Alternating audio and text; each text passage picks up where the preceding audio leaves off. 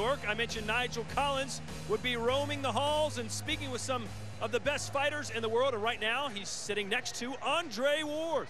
Andre, you've been hanging out at the Hall of Fame this weekend. What have you been doing, and what's the atmosphere like? I've been soaking it all in. I'm a boxing historian. I'm a firm believer that you got to pay homage to the ones that have gone before you.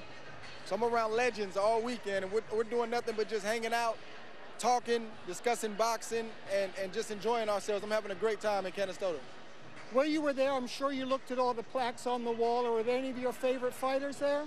I got so many favorite fighters, it's tough to call them out. I mean, from, obviously Ali to both the Sugars, Ray Leonard, Ray Robinson, Tito Trinidad, Oscar De La Hoya, Floyd. I mean, the list goes on and on of guys who have been inducted and guys that are still active. So I'm just a boxing fan. Who was your favorite when you were a kid? I'll tell you this, I got a lot of favorites, but my first favorite, the first guy I fell in love with in the ring was Roy Jones Jr. All right, there's a big fight in New York tomorrow night. Sergio Martinez and Miguel Cotto for the middleweight championship of the world. What do you think of this fight, Andre?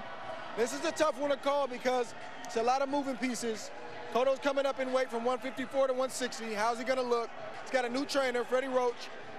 Martinez has had a lot of injuries. He says he's okay, but nobody really knows if he is or not. And he's the real true he's a real true 60-pounder. So who's gonna take advantage of the weight? I think it boils down tomorrow night on who shows up. That's what it boils down to. Thank you, Andre. Thank you.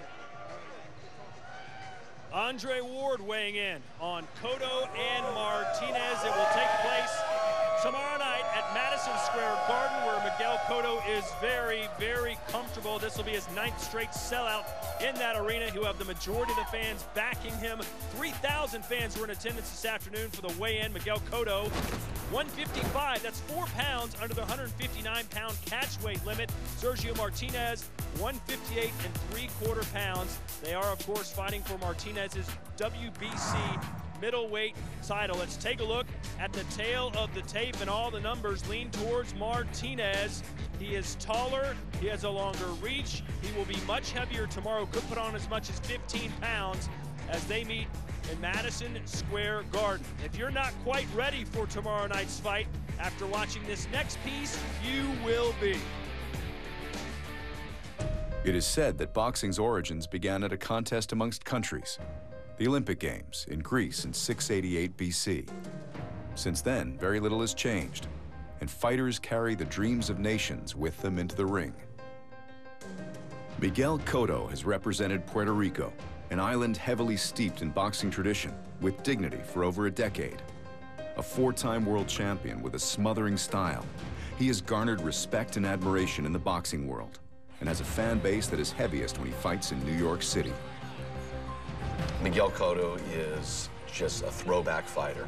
He is Roberto Duran, Julio Cesar Chavez. He has the skill sets of a real guy that's going to hunt you down, wear you to the body, stoic, workmanlike, never ducked anybody.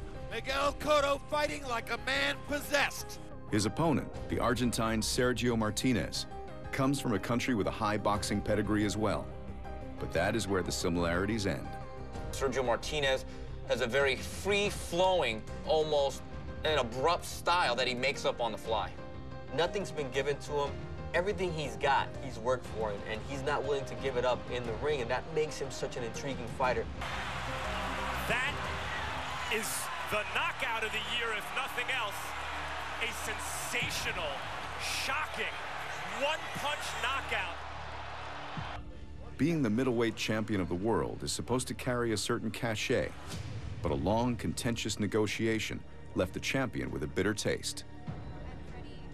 Este combate se realiza porque yo accedí a todos los caprichos que tuvo Cotto, tales como subir subir primero al ring yo siendo el campeón, subir, ser presentado primero yo siendo el campeón. I just asked for something I earned. Y las peticiones que hizo rozaban entre lo absurdo y lo ridículo.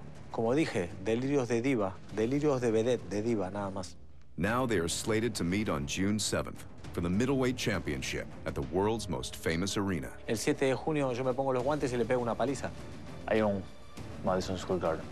That's my place. That's my place. That's my place. esa noche los argentinos vamos a copar Nueva York, vamos a copar el Madison Square Garden y el cinturón mundial del peso mediano va a regresar a la Argentina. I don't think there's any doubt that what happened in Madison Square Garden on the night of June 7th could be the most electric night in all of boxing.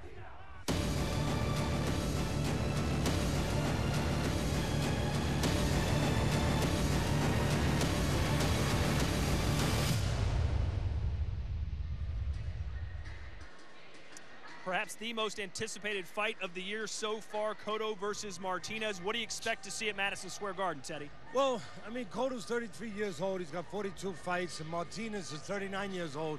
He's got 55 fights. Hey, look, forget all the propaganda. The best days have passed these guys.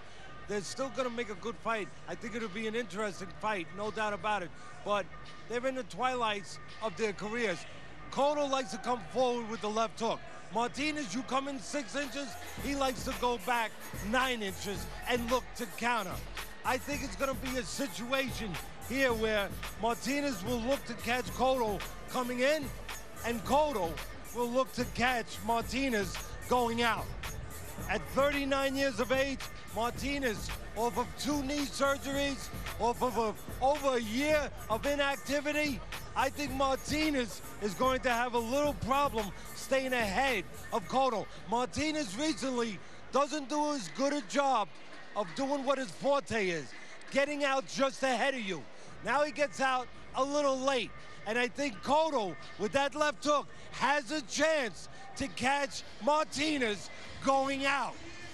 $1 short, a day late is Martinez, or a couple seconds slow and a couple inches too late. I like Cotto in the upset. It is the Puerto Rican Day Parade weekend in New York City, and Miguel Cotto has never lost at Madison Square Garden during that weekend. He's 4-0, will look to make it 5-0 tomorrow in a huge matchup at MSG. This is Kevin.